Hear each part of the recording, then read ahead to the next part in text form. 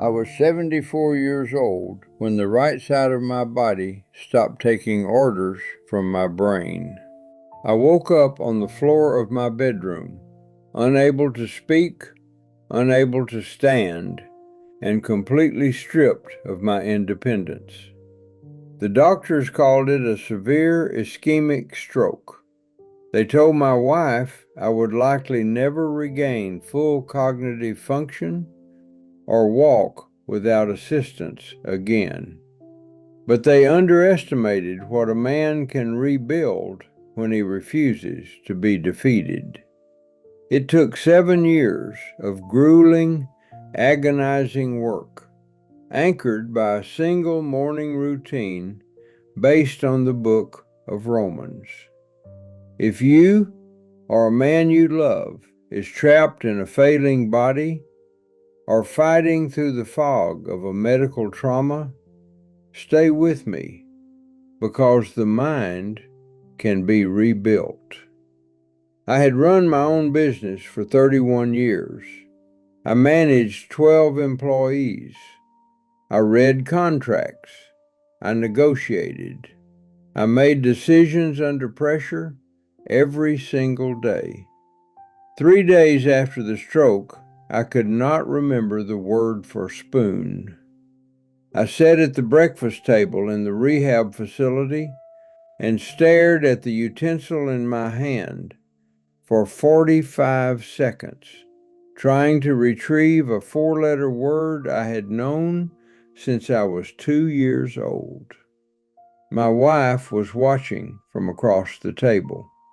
I put the spoon down and looked at the wall.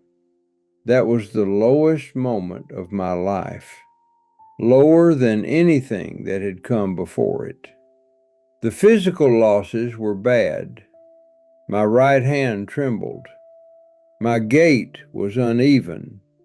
I needed a walker to go 15 feet. But a man can live with a bad leg. What I couldn't accept was losing my mind. The fog was the worst part. Thoughts that used to arrive sharp and complete now came in fragments. Conversations exhausted me. Reading a paragraph took 10 minutes. The rehab team was professional. The therapy was real.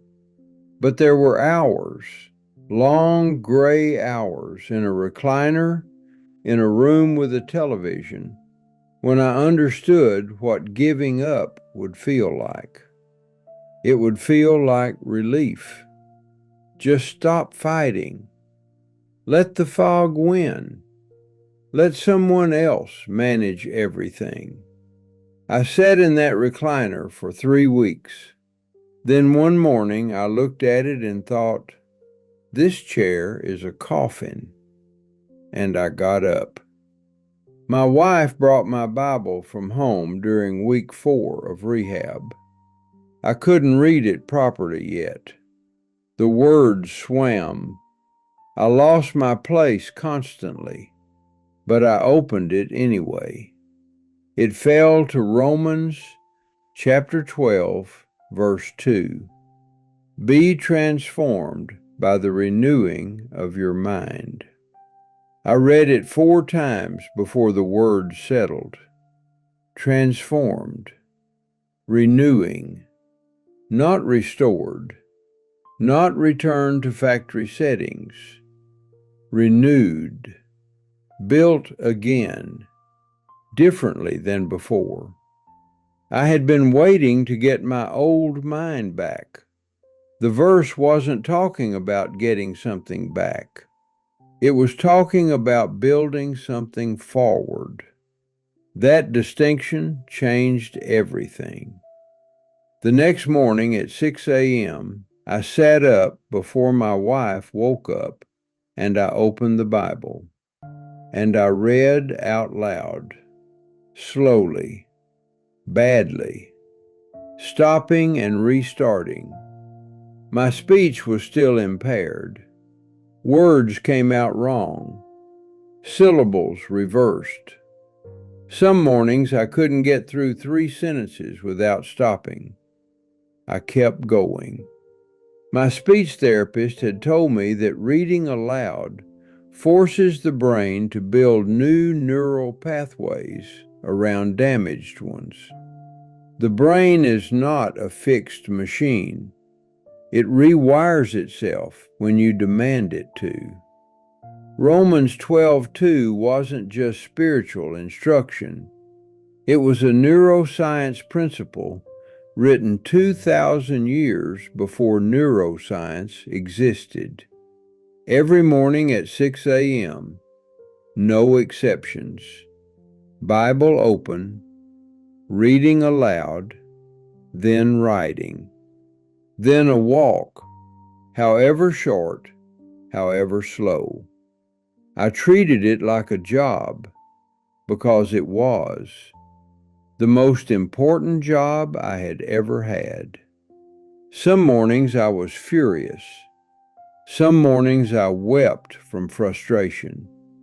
I showed up every morning anyway. That is what renewing looks like. It is not peaceful. It is not graceful. It is trench warfare. Month 3, I read a full page without stopping. I didn't tell anyone. I just sat with it for a moment. Then I turned the page and read the next one. Month 5, my neurologist ran a cognitive assessment.